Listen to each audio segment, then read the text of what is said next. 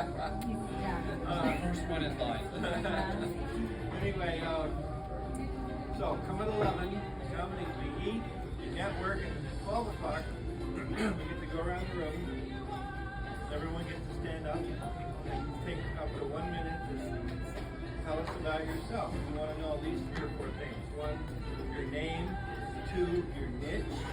Maybe you're an apartment person, a land person, also the geographical area you work in, whether it's Van Nuys or New York or what have you. And also we want to know about a product or service that you might have. Maybe you're a realtor or a signing agent or an attorney or a professional networker or what have you. Okay? So we want to do business within this group. And within this group is everything you need.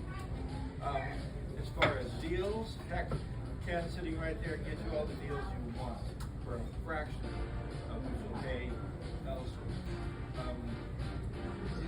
We've got lenders in the room, we've got private money in the room, insurance agents. One kid who's not here today who sells gold and silver.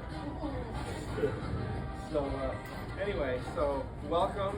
So we're going to do this go around the room now. Then I'll have some more announcements. And then I think Casey's going to maybe answer some questions.